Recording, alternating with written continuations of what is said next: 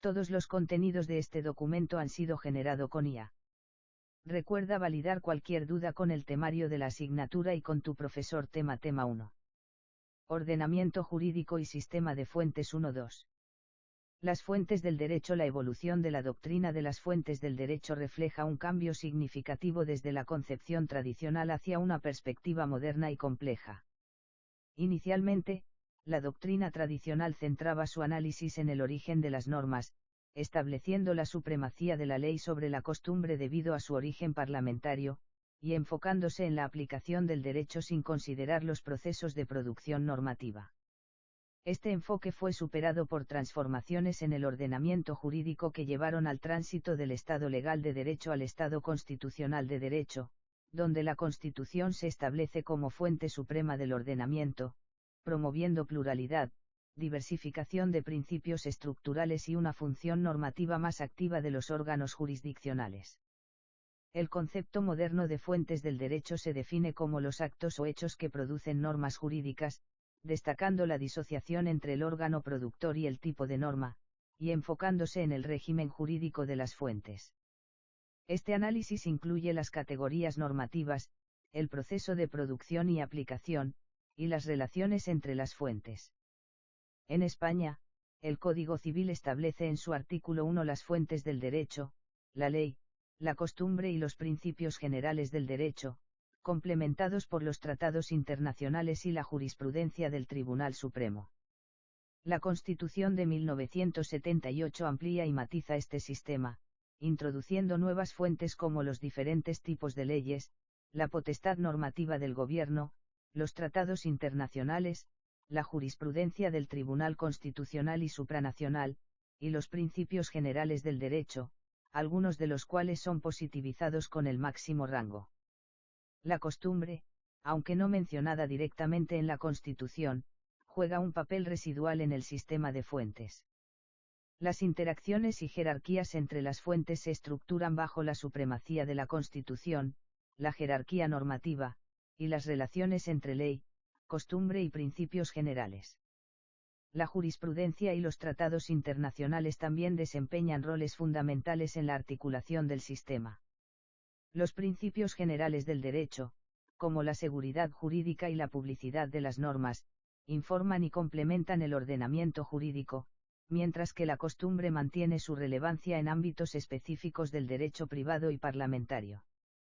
Página 1 de 33. Todos los contenidos de este documento han sido generado con IA. Recuerda validar cualquier duda con el temario de la asignatura y con tu profesor 1-3. El concepto de ordenamiento jurídico. El derecho, como ordenación de la conducta humana, requiere que las normas jurídicas sean formuladas de manera que la sociedad pueda conocerlas con certeza, garantizando así la seguridad jurídica como un presupuesto esencial de todo orden jurídico. Este conjunto de normas debe constituir un sistema ordenado, articulado por principios que optimicen su cumplimiento. Existen dos concepciones principales del derecho, la normativista y la institucionalista. La primera, propia del positivismo legalista, reduce el derecho a un sistema de normas legales emanadas de la voluntad del Estado. Según Kelsen, este sistema se fundamenta en una norma fundamental que otorga validez al conjunto del sistema, permitiendo determinar la pertenencia de las normas al mismo. Por otro lado, la concepción institucionalista, propuesta por Santi Romano, identifica el ordenamiento jurídico con la institución, considerando que las normas son producto de la sociedad organizada y no elementos ajenos a ella. Esta teoría supera el dogma de la estatalidad del derecho, abriendo paso a realidades supra- e infraestatales. En el derecho positivo español, el ordenamiento jurídico se entiende como una estructura articulada por principios que buscan impedir contradicciones y dotar de unidad al sistema. Desde la Constitución de 1978, el término ordenamiento jurídico se ha consolidado, reflejando una pluralidad normativa adaptada a las complejidades del Estado compuesto. El artículo 9 de la Constitución española establece que ciudadanos y poderes públicos están sujetos al ordenamiento jurídico. Además, el artículo 1.1 define a España como un Estado social y democrático de derecho, cuyos valores superiores son la libertad, justicia, igualdad y pluralismo político. El artículo 9.3 garantiza principios estructuradores como la legalidad, jerarquía normativa, publicidad de las normas, y retroactividad de disposiciones sancionadoras, seguridad jurídica, responsabilidad y la interdicción de la arbitrariedad de los poderes públicos. Estos principios y valores aseguran la coherencia y funcionalidad del ordenamiento jurídico, permitiendo su adaptación a las necesidades de la sociedad y su integración en el marco constitucional. Página 2 de 33. Todos los contenidos de este documento han sido generado con IA. Recuerda validar cualquier duda con el temario de la asignatura y con tu profesor 1.4. Los caracteres del ordenamiento jurídico, unidad, coherencia y plenitud del ordenamiento jurídico se caracteriza por tres rasgos esenciales: unidad, coherencia y plenitud. La unidad es fundamental para su funcionamiento como sistema normativo, lograda mediante la reconducción de normas a un conjunto normativo y regulada por normas sobre producción jurídica. En el contexto español, esta unidad se predica en tres niveles: comunidades autónomas, Estado central y el ordenamiento general del Estado, todos fundamentados en la Constitución. La coherencia del ordenamiento se asegura mediante principios estructurales que resuelven conflictos normativos. El principio de jerarquía establece la prevalencia de normas de rango superior. El principio de competencia delimita ámbitos materiales asignados a normas específicas. El principio de temporalidad aplica la norma más reciente en caso de conflicto. El principio de especialidad otorga preferencia a normas más específicas sobre generales. La plenitud del ordenamiento aborda vacíos normativos mediante técnicas de integración. La autointegración incluye la analogía, que aplica normas similares, y la supletoriedad, que utiliza normas de otros sectores. La heterointegración comprende el reenvío, que valida normas externas, y la recepción, que integra normas externas en el ordenamiento interno. Estas características garantizan un sistema jurídico operativo, adaptado a las necesidades de los ciudadanos y a la seguridad jurídica. Página 3 de 33. Todos los contenidos de este documento han sido generado con IA. Recuerda validar cualquier duda con el temario de la asignatura y con tu profesor 1.5. Validez, vigencia y publicidad de las normas. La validez y vigencia de las normas jurídicas son conceptos fundamentales para su operatividad dentro del ordenamiento jurídico. La validez se divide en formal, que depende de la competencia del órgano que la genera y el procedimiento seguido, y material, que requiere compatibilidad con normas de rango superior. La nulidad puede ser originaria, por falta de requisitos formales, o sobrevenida, cuando una norma válida contradice una nueva norma superior. La vigencia, por otro lado, se refiere al inicio y mantenimiento de la norma en el ordenamiento, expresándose en ámbitos territorial, temporal, personal y material. La derogación, que puede ser tácita o expresa, marca el fin de la vigencia sin afectar los efectos ya producidos, ex nunc, mientras que la nulidad implica la inexistencia de la norma desde su aprobación, ex tunc. La publicidad de las normas, regulada por el artículo 9.3 de la Constitución y el artículo 6 del Código Civil, es esencial para su validez y vigencia, estableciendo que las leyes entran en vigor 20 días después de su publicación, salvo disposición contraria. Además, las normas no tienen efectos retroactivos, respetando el principio de no retroactividad. Estos elementos aseguran la coherencia y efectividad del marco jurídico. Página 4 de 33. Todos los contenidos de este documento han sido generado con IA. Recuerda validar cualquier duda con el temario de la asignatura y con tu profesor tema 2. La Constitución 2.2. La Constitución como fuente del derecho. La Constitución española de 1978 cumple una doble función como concepto político y jurídico. En su dimensión normativa, establece el régimen político estatal y fundamenta el ordenamiento jurídico, siendo una fuente esencial del derecho. Su análisis permite comprender la interacción entre política y derecho, así como su aplicación normativa en el marco jurídico español. Página 5 de 33. Todos los contenidos de este documento han sido generado con IA. Recuerda validar cualquier duda con el temario de la asignatura y con tu profesor 2.3. La normatividad de la Constitución. La Constitución española de 1978 establece su valor normativo y supremacía dentro del ordenamiento jurídico, reflejando influencias del constitucionalismo americano y europeo. En el contexto americano, la Constitución se fundamenta en principios como el pacto social y el Higuer Law, permitiendo el control judicial sobre las leyes. En Europa, la evolución hacia el Estado liberal democrático y la implementación de sistemas de justicia constitucional, como el modelo kelseniano, han consolidado la supremacía constitucional. La Constitución española, mediante artículos como el 9.1 y el 53.1, y la disposición derogatoria, afirma su carácter vinculante y aplicabilidad directa, regulando la estructura institucional del Estado y garantizando derechos fundamentales. Las normas constitucionales presentan heterogeneidad en su naturaleza y eficacia jurídica, distinguiéndose entre preceptos autosuficientes, normas que requieren concreción, y aquellas que consagran valores y principios. Además, su carácter abierto permite adaptarse a transformaciones sociales y económicas, promoviendo el pluralismo político. La vinculación de la Constitución afecta a poderes públicos de manera positiva, obligándolos a respetar y promover sus principios, mientras que los ciudadanos están vinculados negativamente, actuando libremente dentro de los límites constitucionales. La aplicabilidad de la Constitución se manifiesta en formas directas e indirectas, asegurando su supremacía normativa y orientando la interpretación del ordenamiento jurídico.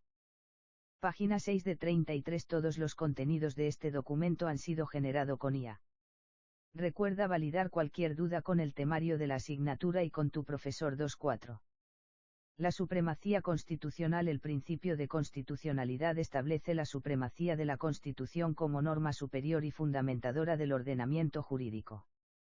Esta supremacía se manifiesta en dos dimensiones: la formal, que define la Constitución como fuente de fuentes y regula su rigidez mediante procedimientos especiales de reforma, y la material, que limita el contenido de las normas subordinadas, requiriendo su adecuación a los principios constitucionales.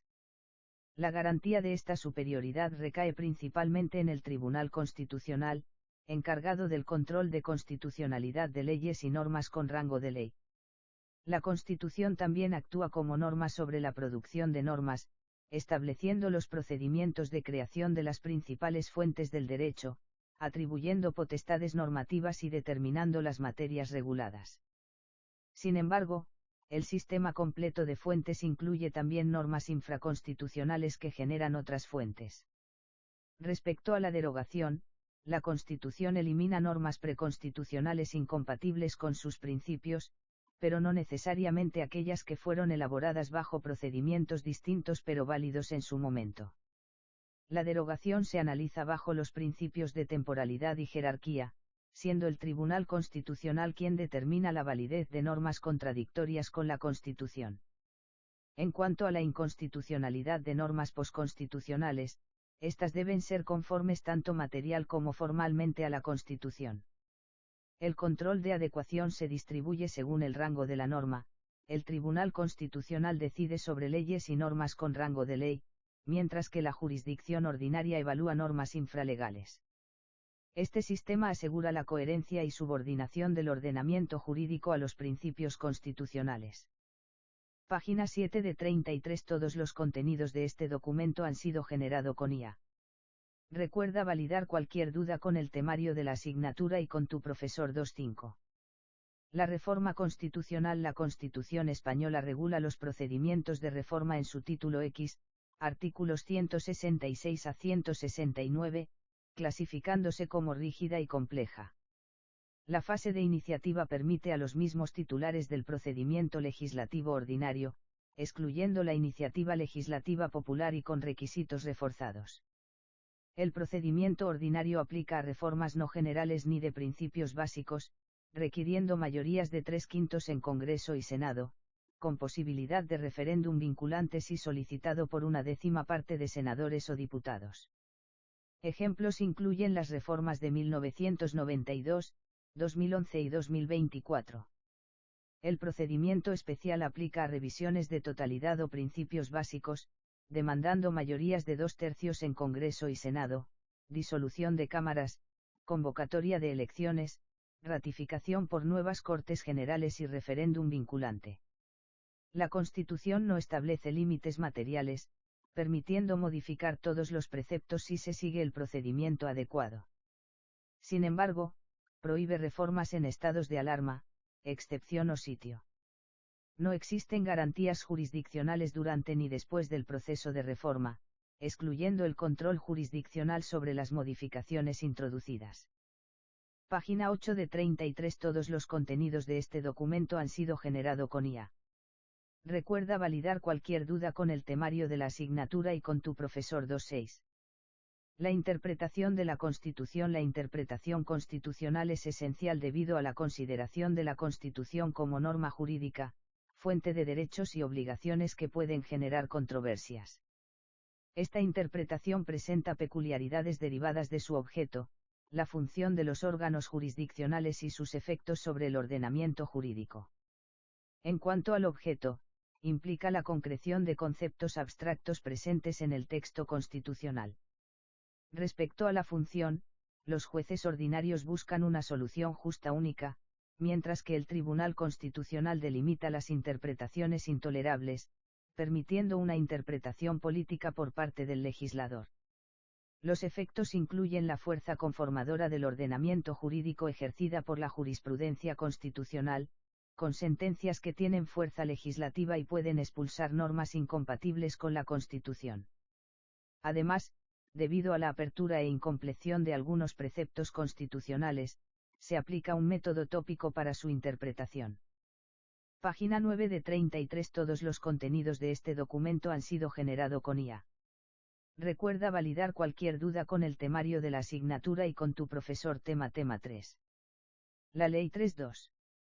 Evolución histórica y concepto actual de ley. El concepto de ley en el Estado liberal se fundamenta en la tradición del derecho público occidental, donde la ley es atribuida exclusivamente a normas dictadas por órganos de representación popular siguiendo un procedimiento específico. En Europa continental, coexistieron dos sistemas de legalidad, el monismo parlamentario francés, caracterizado por la supremacía, uniformidad formal y generalidad de la ley, y el dualismo germánico, que combinaba el principio monárquico y representativo, diferenciando entre ley formal y ley material. La crisis del concepto liberal de ley surgió tras la Primera Guerra Mundial, impulsada por la democratización del Estado, la descentralización política, la integración internacional y la afirmación del valor normativo de la Constitución, que desplazó a la ley de su posición de norma suprema. En el Estado social actual, la ley se redefine como un acto formal aprobado por el Parlamento, diversificado en tipos según requisitos procedimentales y materiales establecidos por la norma constitucional. Página 10 de 33. Todos los contenidos de este documento han sido generado con IA. Recuerda validar cualquier duda con el temario de la asignatura y con tu profesor 3.3. El concepto de ley en la Constitución. El concepto de ley en el ordenamiento jurídico español se define como la fuente básica del sistema normativo, siendo expresión de la voluntad popular y regulada por la Constitución. La potestad legislativa recae en las Cortes Generales y las asambleas legislativas autonómicas, y su elaboración sigue un procedimiento específico establecido en el título 3 de la Constitución y los reglamentos parlamentarios. La ley ocupa una posición estructural preferente, sometida formal y materialmente a la Constitución, garantizando su validez y anulando aquellas que contradigan el texto constitucional. La libertad del legislador permite concreciones diversas dentro del marco constitucional, mientras que el principio de jerarquía normativa asegura la primacía de la ley sobre las normas infralegales. El procedimiento legislativo incluye fases de iniciativa, tramitación en el Congreso y Senado, y formalización mediante sanción, promulgación y publicación, con un periodo de vacatio legis de 20 días. El ámbito material de la ley no tiene límites respecto a normas inferiores, aunque está condicionado por el principio de competencia y la jurisprudencia del Tribunal Constitucional. Las reservas de ley establecen ámbitos regulables exclusivamente por ley, permitiendo remisiones al reglamento para aspectos complementarios. Además, la ley goza de una presunción de constitucionalidad iuris tantum, siendo el Tribunal Constitucional el único órgano con potestad para enjuiciar su validez. Página 11 de 33. Todos los contenidos de este documento han sido generado con IA. Recuerda validar cualquier duda con el temario de la asignatura y con tu profesor 3.4. Tipos de ley. Las leyes ordinarias, definidas como el tipo genérico de disposiciones legislativas, se dividen en leyes ordinarias del Estado y leyes ordinarias de comunidades autónomas, diferenciándose por el campo material que regulan. La relación entre estas leyes no se basa en un principio de jerarquía, dado que ambas poseen igual rango y fuerza, sino en el principio de competencia, que determina su ámbito de aplicación. Por otro lado, las leyes orgánicas son una categoría de ley reforzada que se encarga del desarrollo de la Constitución en materias de especial relevancia. Su procedimiento de elaboración presenta características específicas, como la calificación del proyecto como orgánico, la necesidad de una votación final en el Pleno del Congreso con una mayoría cualificada, y la regulación de enmiendas durante su tramitación en el Senado. En caso de veto, se requiere la mayoría absoluta del Congreso para su levantamiento. Además, la Constitución establece límites procedimentales para las leyes orgánicas, prohibiendo leyes de comisión en materias reservadas a este tipo de ley y rechazando la iniciativa legislativa popular en este ámbito. El artículo 81.1 de la Constitución reserva ciertas materias a las leyes orgánicas, como el desarrollo de derechos fundamentales y libertades públicas, la aprobación de estatutos de autonomía y el régimen electoral general. Sin embargo, la interpretación de estas materias puede ser restrictiva, como ha señalado el Tribunal Constitucional, que ha delimitado los derechos y libertades incluidos en esta reserva. Asimismo, se ha abordado la cuestión de las materias conexas, permitiendo que ciertas cuestiones reguladas por ley ordinaria puedan incluirse en leyes orgánicas, aunque esto no conlleva vicio de nulidad. Existen otros tipos de leyes que, aunque no tienen procedimientos modificados, requieren un contenido o estructura específicos, como los estatutos de autonomía y la ley de presupuestos. La Constitución también menciona leyes básicas, leyes marco y leyes de armonización, que deben ser apreciadas por las Cortes antes de su elaboración. Por último, se contemplan variantes del procedimiento para la elaboración de leyes ordinarias, como las leyes de comisión y procedimientos de urgencia, que no alteran la naturaleza de las leyes en cuestión. Página 12 de 33. Todos los contenidos de este documento han sido generado con IA. Recuerda validar cualquier duda con el temario de la asignatura y con tu profesor 3.5. El reglamento parlamentario. Los reglamentos parlamentarios constituyen normas jurídicas esenciales que expresan la voluntad autónoma de las cámaras legislativas, regulando su organización y funcionamiento para ejercer los poderes establecidos por la Constitución. La autonomía normativa de las Cortes Generales está reconocida explícitamente en el artículo 72.1 de la Constitución española, que establece que las cámaras pueden definir sus propios reglamentos, cuya aprobación y reforma requieren una mayoría absoluta en votación final. Esta potestad también se extiende a los parlamentos autonómicos según sus respectivos estatutos de autonomía. Actualmente, los reglamentos parlamentarios son considerados normas jurídicas completas, indio totum, y se excluyen de la categoría de interna corporis acta, que se refiere a actos internos de las cámaras sin control jurisdiccional debido a la independencia parlamentaria. En cuanto a su rango jerárquico, estos reglamentos tienen fuerza de ley y están directamente subordinados a la Constitución, sin una relación jerárquica con las leyes ordinarias. En su lugar, se aplica el principio de reserva material, que impide que otras normas invadan el ámbito reservado constitucionalmente a los reglamentos parlamentarios. Además, como normas que regulan el procedimiento de producción legislativa, los reglamentos parlamentarios actúan como parámetros de constitucionalidad formal de las leyes, asegurando que éstas se ajusten a los procedimientos establecidos constitucionalmente. Página 13 de 33. Todos los contenidos de este documento han sido generado con IA.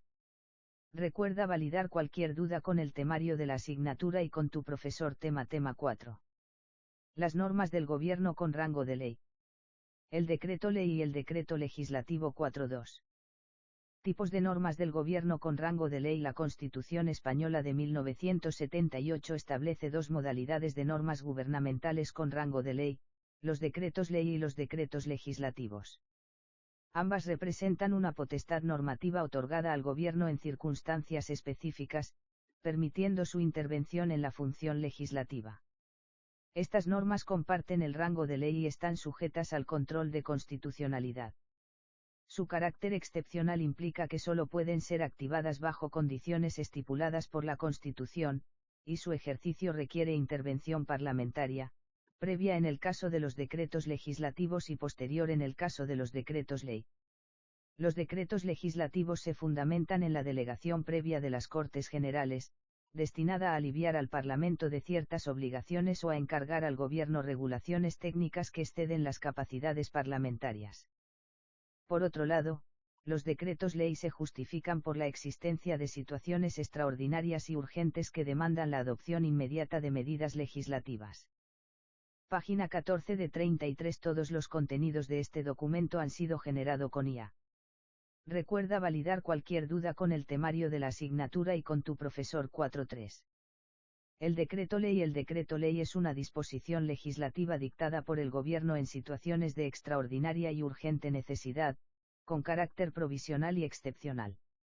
Su vigencia indefinida requiere la colaboración del Congreso de los Diputados, aunque su promulgación no necesita autorización parlamentaria previa, siendo una facultad legislativa atribuida directamente al Gobierno.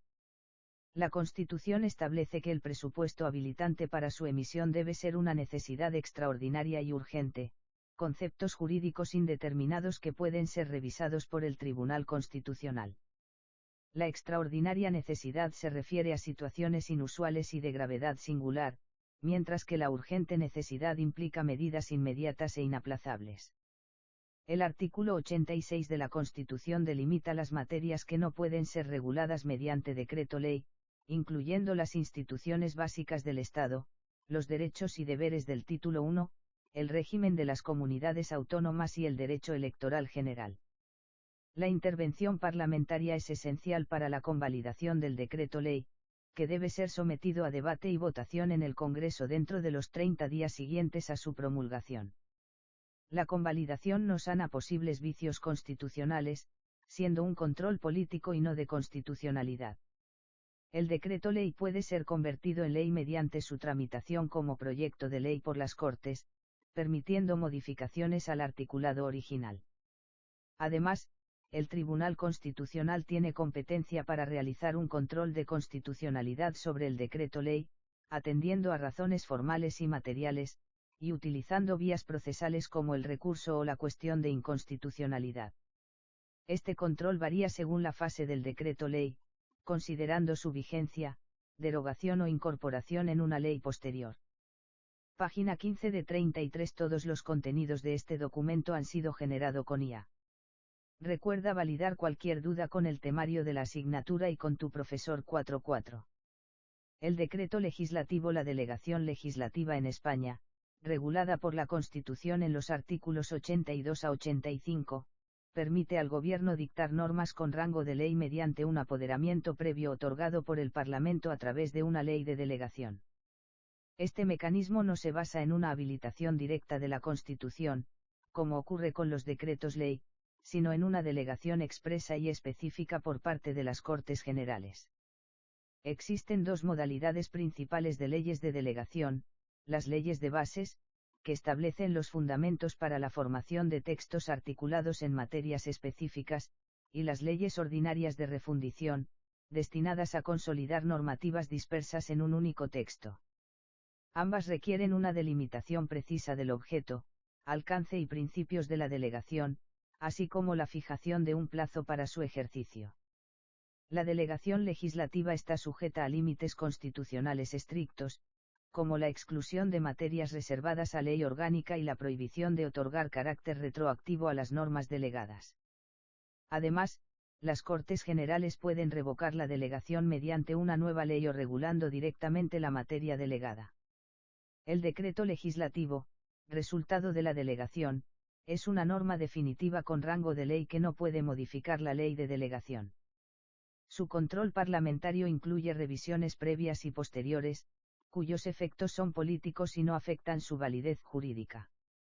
En cuanto al control jurisdiccional, el Tribunal Constitucional tiene competencia para declarar la inconstitucionalidad de decretos legislativos que excedan los límites de la delegación.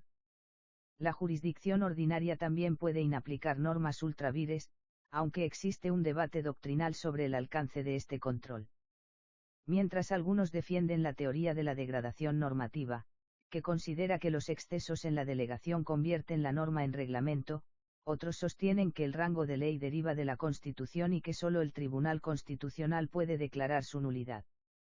En conclusión, la delegación legislativa es un mecanismo complejo que combina la potestad normativa del Gobierno con un control parlamentario y jurisdiccional riguroso, garantizando así el respeto a los principios constitucionales y la seguridad jurídica. Página 16 de 33. Todos los contenidos de este documento han sido generados con IA. Recuerda validar cualquier duda con el temario de la asignatura y con tu profesor tema 5. El control constitucional de las normas con fuerza de ley 5.2. El control constitucional de las normas con fuerza de ley. El control de constitucionalidad en España es un juicio sobre la validez constitucional de las normas con fuerza de ley, asignado al Tribunal Constitucional. Este control se ejerce mediante tres mecanismos: el recurso de inconstitucionalidad, la cuestión de inconstitucionalidad y la autocuestión de inconstitucionalidad, esta última introducida por la LOTC. Su función es garantizar la primacía de la Constitución, siendo su objeto las leyes y disposiciones con fuerza de ley que hayan culminado su proceso de aprobación y publicación oficial tras la entrada en vigor de la Constitución.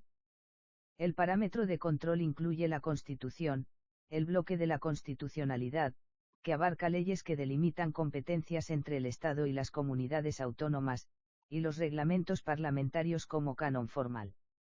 Solo los órganos públicos están legitimados para instar este control, dado que se trata de procedimientos que persiguen un interés público objetivo, no pretensiones subjetivas. Página 17 de 33. Todos los contenidos de este documento han sido generados con IA. Recuerda validar cualquier duda con el temario de la asignatura y con tu profesor 5.3.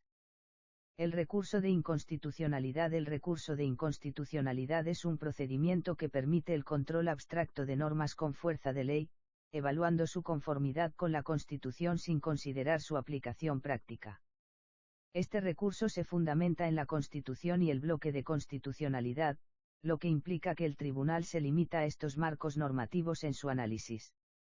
La legitimación activa para presentar un recurso de inconstitucionalidad está regulada en el artículo 162 primera de la Constitución, donde se establece que pueden interponerlo el presidente del Gobierno, un mínimo de 50 diputados o senadores, el defensor del pueblo y los órganos colegiados ejecutivos de las comunidades autónomas, actuando como órganos plenarios. La Ley Orgánica del Tribunal Constitucional, LOTC, exige que los actos legales impugnados sean de carácter estatal y que puedan afectar al ámbito de autonomía de las comunidades. El procedimiento para interponer el recurso tiene un plazo de 3 meses desde la publicación oficial de la norma impugnada, que se amplía a 9 meses en casos específicos, como cuando el presidente del Gobierno impugna normas autonómicas. La admisión del recurso no conlleva automáticamente la suspensión de la norma impugnada, salvo en el caso de impugnaciones por el presidente del Gobierno, donde la suspensión puede durar hasta 5 meses, permitiendo al tribunal decidir sobre su mantenimiento o levantamiento. Las partes que pueden personarse en el proceso constitucional son limitadas a los órganos públicos especificados en el artículo 34.1 de la LOTC, incluyendo el Congreso de los Diputados, el Senado y el Gobierno estatal, así como el Gobierno y el Parlamento de la comunidad autónoma correspondiente si la norma impugnada es autonómica. Página 18 de 33. Todos los contenidos de este documento han sido generados con IA.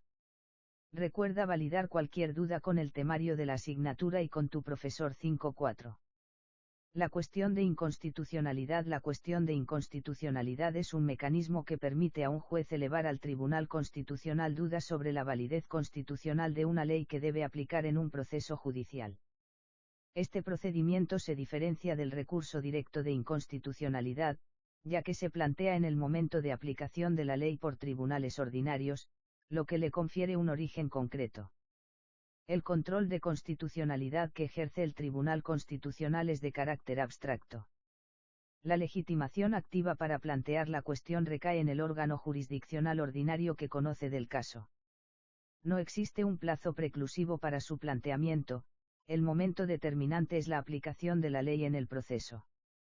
La cuestión se inicia en la jurisdicción ordinaria, en el juicio acuo, y debe plantearse entre la finalización del proceso y antes de dictar sentencia, conforme al artículo 35.2 de la Ley Orgánica del Tribunal Constitucional, LOTC. La decisión de plantear la cuestión corresponde al órgano judicial, que debe oír a las partes y al Ministerio Fiscal, permitiendo un plazo de 10 días para alegaciones. La decisión se toma mediante un auto, que es inapelable, aunque las partes pueden solicitar nuevamente su planteamiento en otras instancias. Una vez presentada la cuestión, el Pleno del Tribunal Constitucional decide sobre su admisión. El mero planteamiento provoca la suspensión provisional de las actuaciones en el proceso judicial hasta que el tribunal se pronuncie sobre la admisión, sin afectar la ley impugnada. Las condiciones procesales que se examinan incluyen la relevancia de la ley para la decisión del proceso, la existencia del trámite de audiencia y la razonabilidad de la duda planteada.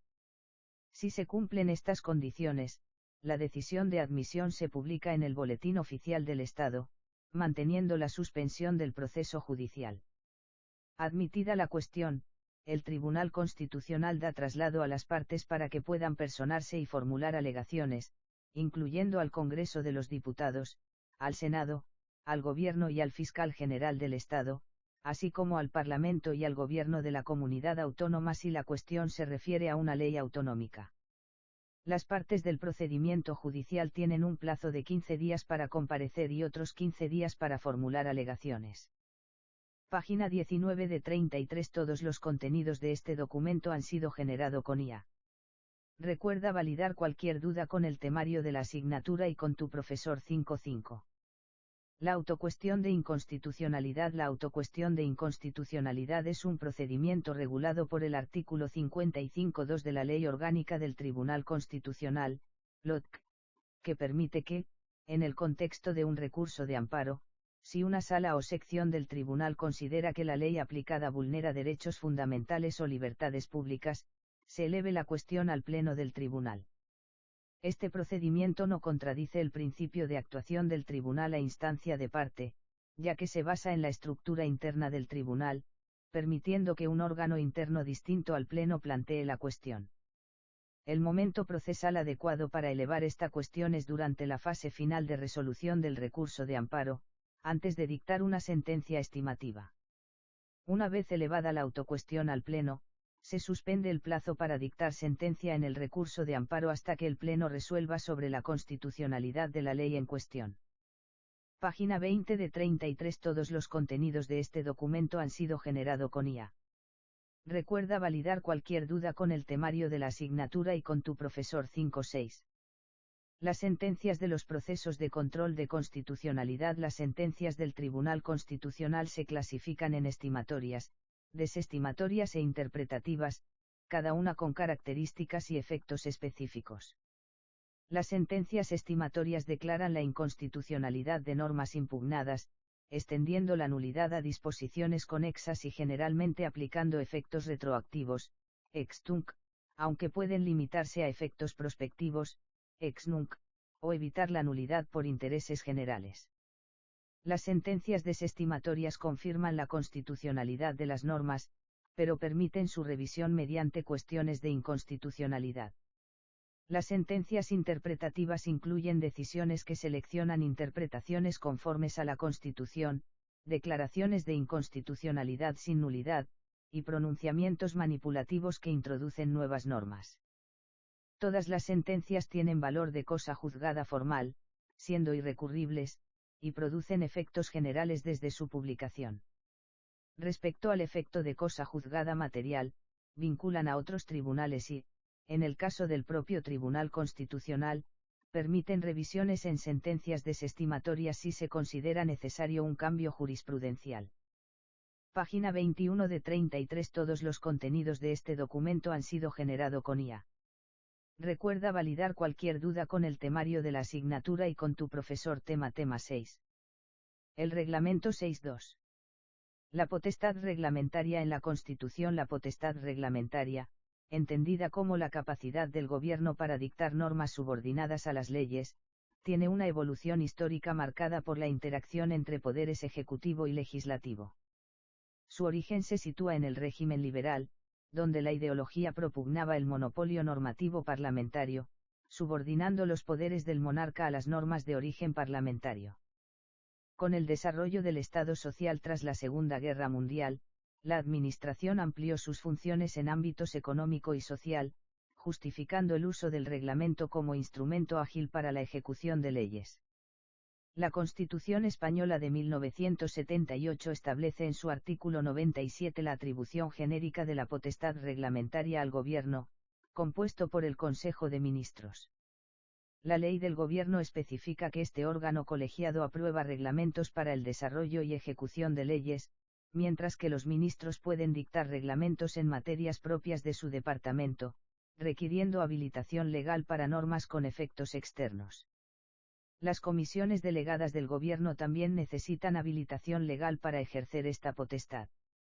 A nivel autonómico, la potestad reglamentaria corresponde al Consejo de Gobierno o equivalente de cada comunidad autónoma, definida por sus respectivos estatutos y controlada por la jurisdicción contencioso-administrativa según los artículos 137 y 153c de la Constitución. En entidades locales, aunque la Constitución no menciona explícitamente esta potestad, se entiende implícita en el estatus de autonomía conferido por los artículos 137, 140 y 141.2. Otros órganos del Estado, como el Tribunal Constitucional y el Consejo General del Poder Judicial, poseen potestad reglamentaria de origen legal, mientras que instituciones autónomas como el Consejo de Estado y las universidades públicas tienen esta capacidad en garantía de su autonomía. Así, la potestad reglamentaria se configura como un elemento esencial del ordenamiento jurídico, adaptándose a las necesidades de ejecución normativa en diversos niveles de gobierno. Página 22 de 33. Todos los contenidos de este documento han sido generado con IA. Recuerda validar cualquier duda con el temario de la asignatura y con tu profesor 6.3. Concepto y clases de reglamento. Los reglamentos y actos administrativos son figuras jurídicas diferenciadas dentro del ámbito de la administración.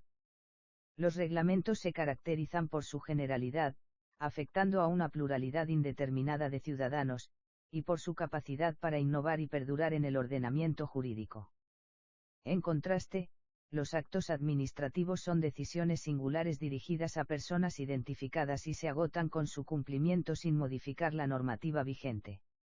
Además, los reglamentos requieren un procedimiento especial para su elaboración, incluyendo la publicación en boletines oficiales, mientras que los actos administrativos generalmente se notifican directamente a los interesados. El procedimiento de elaboración de los reglamentos está regulado por el artículo 26 de la Ley del Gobierno y las leyes autonómicas correspondientes. Este proceso incluye la creación de un proyecto normativo acompañado de informes sobre su necesidad y oportunidad, así como dictámenes de órganos consultivos como el Consejo de Estado. También se prevé un trámite de audiencia pública y la publicación oficial para su entrada en vigor. Los reglamentos se clasifican según el órgano titular, la materia y su relación con la ley. En cuanto al órgano titular, los reglamentos estatales pueden ser reales decretos del presidente, reales decretos del Consejo de Ministros, órdenes ministeriales, entre otros.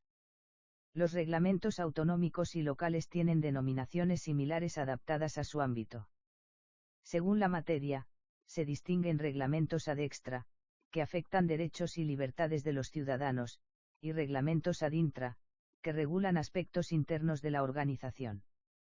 Por su relación con la ley, los reglamentos ejecutivos desarrollan leyes existentes, mientras que los independientes regulan materias no reservadas constitucionalmente a la ley.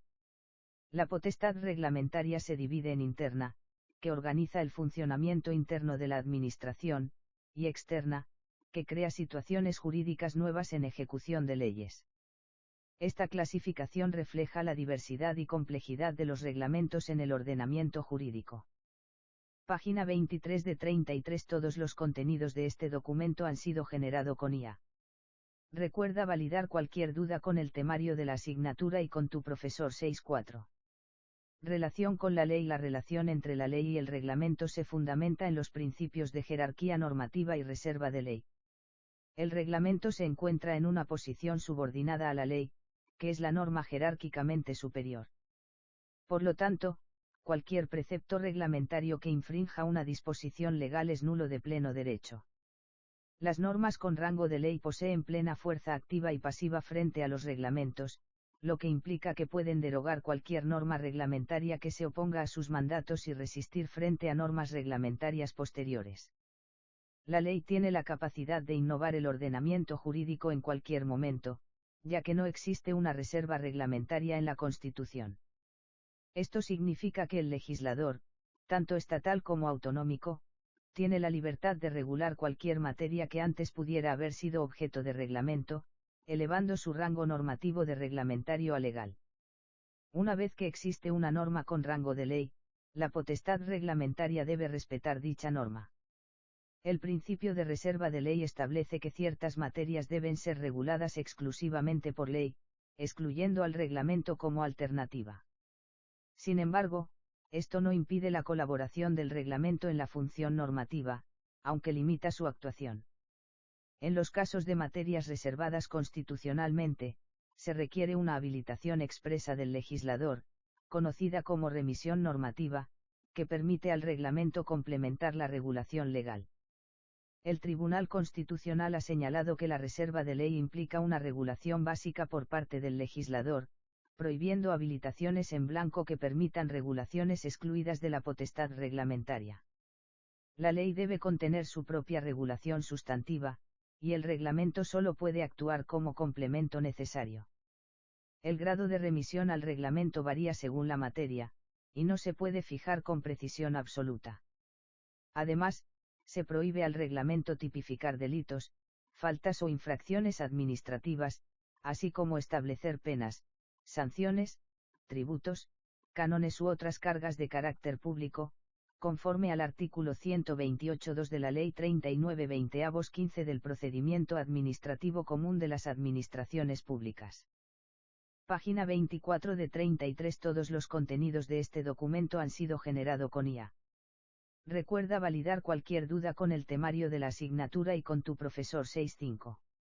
El control jurisdiccional de los reglamentos. El sistema jurídico español establece mecanismos para el control de la legalidad y constitucionalidad de los reglamentos administrativos.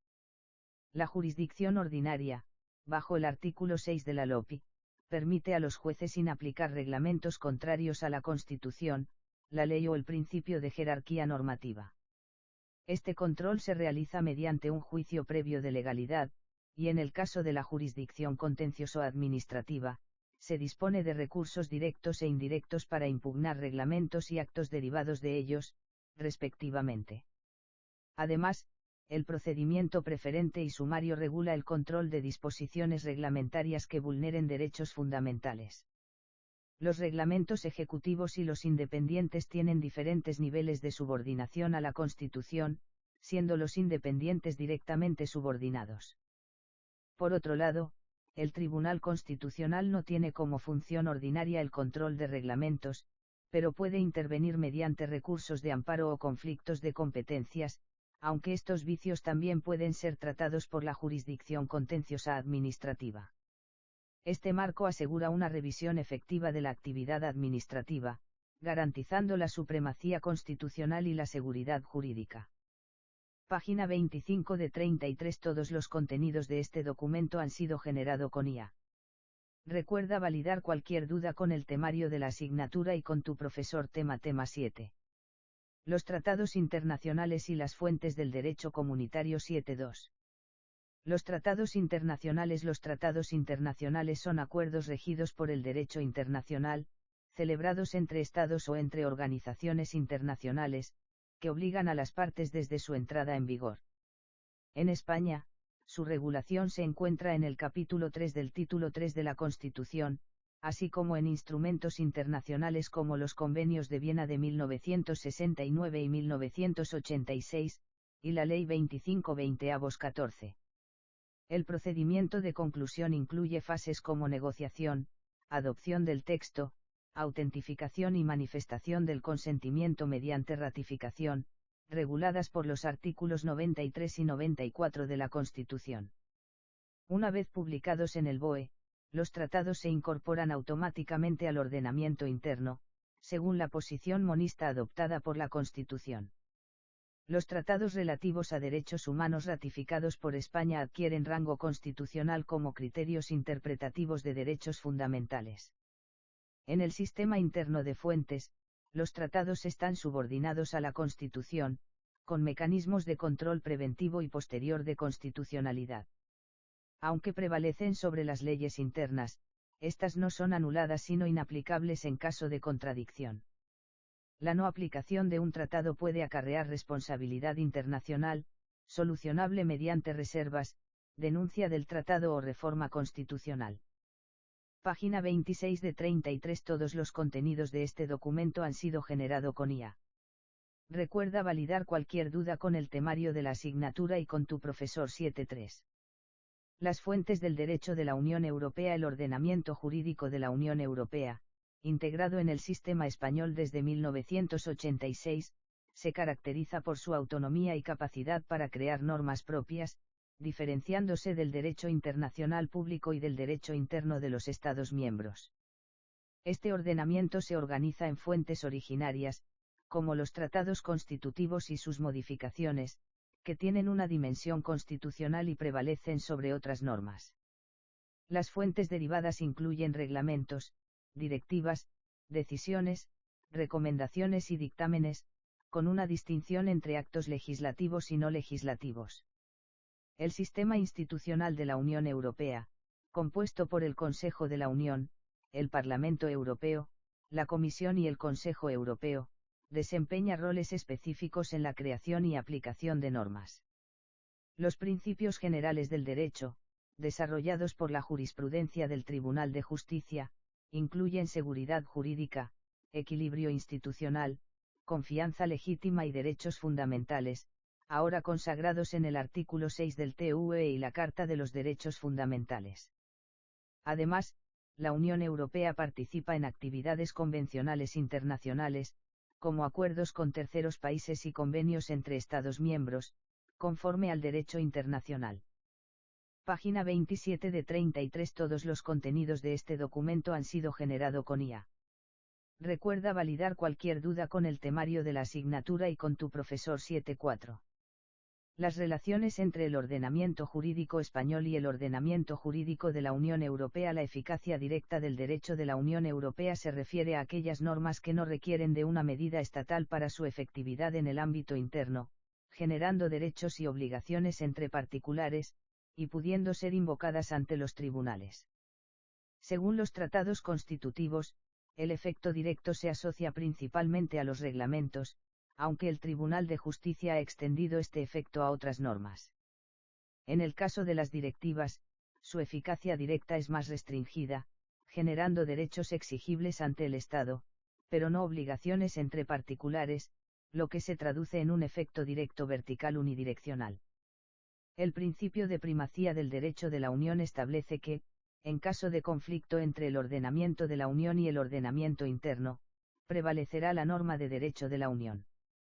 Este principio es consecuencia de la aplicabilidad y eficacia directa del derecho comunitario, así como de la cesión de competencias a la comunidad por parte de los Estados.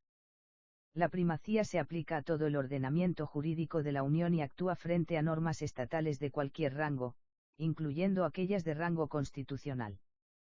El Tribunal Constitucional Español ha reconocido esta primacía en el ámbito de las competencias cedidas a la Unión, diferenciando entre primacía y supremacía. En caso de conflicto, el juez nacional tiene la obligación de inaplicar la norma interna, y la resolución de conflictos entre normas nacionales y europeas corresponde al Tribunal de Justicia de la Unión, no a los tribunales constitucionales estatales. Página 28 de 33. Todos los contenidos de este documento han sido generado con IA. Recuerda validar cualquier duda con el temario de la asignatura y con tu profesor 7.5. El control del derecho de la Unión Europea. El Tribunal de Justicia de la Unión Europea, compuesto por el Tribunal de Justicia y el Tribunal General, tiene como objetivo garantizar la interpretación uniforme de la legislación de la UE y velar por su cumplimiento por parte de las instituciones y los países miembros. Este tribunal es independiente e imparcial, con jurisdicción obligatoria y exclusiva, vinculando a instituciones, Estados miembros y particulares. Sus competencias incluyen: 1. Competencias contenciosas, recurso de incumplimiento, controla el incumplimiento del derecho de la Unión por parte de los Estados miembros. Recurso de anulación, examina la legalidad de los actos jurídicos obligatorios de las instituciones de la Unión. Recurso por omisión, supervisa la inactividad antijurídica de las instituciones de la Unión. Recurso de indemnización por daños, la Unión debe reparar los daños causados por sus instituciones o agentes en el ejercicio de sus funciones. 2. Competencias consultivas, dictamen sobre la compatibilidad de tratados internacionales entre la Unión y terceros países u organizaciones internacionales. 3. Competencias prejudiciales, cuestiones prejudiciales, resuelve problemas interpretativos de normas de derecho de la Unión que deben aplicar los jueces nacionales. El Tribunal de Justicia de la Unión Europea desempeña un papel fundamental en el mantenimiento de la legalidad y la coherencia dentro del marco jurídico de la Unión Europea. Página 29 de 33. Todos los contenidos de este documento han sido generados con IA.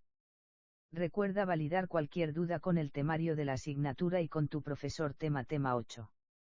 El ordenamiento jurídico de las comunidades autónomas 8.2. Las relaciones entre el ordenamiento jurídico estatal y los ordenamientos jurídicos autonómicos. El principio de autonomía que estructura territorialmente el Estado español permite a las comunidades autónomas crear un ordenamiento jurídico propio, que se integra en un sistema más amplio que incluye el ordenamiento jurídico del Estado central. Este sistema se caracteriza por la coexistencia de ambos ordenamientos, que, aunque separados, comparten un origen constitucional común. Las relaciones entre el ordenamiento jurídico del Estado central y los autonómicos se fundamentan en el principio de separación, donde cada ordenamiento autonómico actúa como una unidad independiente, sin jerarquía entre ellos, y se rige por el principio de competencia. Esto implica que cada ente, ya sea estatal o autonómico, solo puede actuar dentro de los ámbitos para los cuales tiene competencias asignadas. Sin embargo, esta separación se complementa con relaciones de complementariedad, derivadas de un sistema de distribución competencial que busca la coherencia y completitud del ordenamiento jurídico general. Para lograr esta congruencia, se introducen las cláusulas de cierre del sistema, la cláusula de supletoriedad y la cláusula de prevalencia del derecho estatal. La cláusula de supletoriedad, recogida en el artículo 149.3 de la Constitución, establece que el derecho estatal actúa como supletorio del derecho de las comunidades autónomas. Su interpretación ha evolucionado, y actualmente se entiende que, una vez que las comunidades autónomas han asumido competencias legislativas sobre una materia, el Estado no puede dictar normas supletorias en esos ámbitos, garantizando así la vigencia del principio de competencia.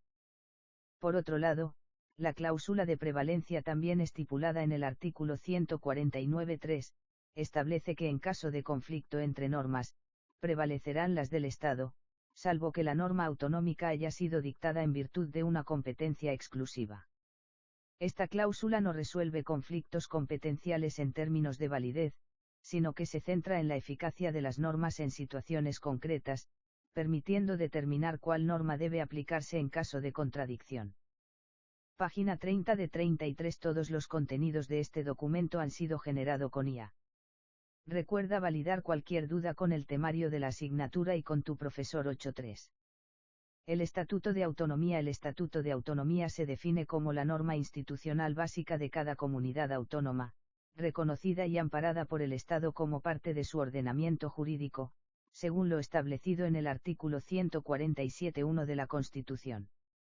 Este estatuto, que se considera una ley orgánica conforme al artículo 81.1 Comunidad Europea, debe ser aprobado por las Cortes Generales y su elaboración implica la participación de instituciones representativas de los territorios que acceden a la autonomía, así como la posibilidad de un referéndum decisorio en algunos casos, como en el País Vasco, Cataluña, Galicia y Andalucía, de acuerdo con el artículo 151.2 Comunidad Europea. La modificación de los estatutos se regula en sus propios textos, requiriendo la voluntad concurrente de la comunidad autónoma, expresada por su asamblea o mediante referéndum, y de las Cortes Generales, que deben aprobar las reformas mediante ley orgánica, según el artículo 147.3 Comunidad Europea. Las reformas más recientes, realizadas en 2006 y 2007, han afectado a varios estatutos, incluyendo el de la Comunidad Valenciana, Cataluña, Andalucía, Islas Baleares, Aragón y Castilla y León, y han abordado temas como la delimitación de competencias, cuestiones identitarias, financiación autonómica y relaciones con la Unión Europea.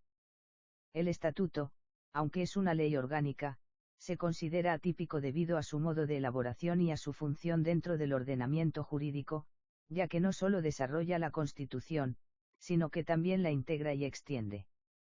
En el sistema de fuentes, el estatuto ocupa una posición privilegiada, siendo la norma primaria del ordenamiento autonómico y aplicándose la regla de jerarquía en su relación con las leyes autonómicas.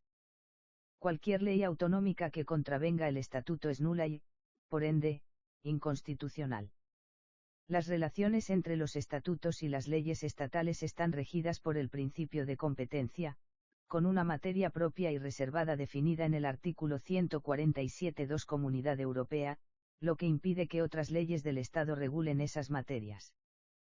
Página 31 de 33. Todos los contenidos de este documento han sido generado con IA. Recuerda validar cualquier duda con el temario de la asignatura y con tu profesor 8.4. Las fuentes derivadas en el ordenamiento autonómico. El Estatuto de Autonomía se erige como la norma primaria de cada ordenamiento autonómico, estableciendo el sistema de producción normativa y las categorías normativas derivadas.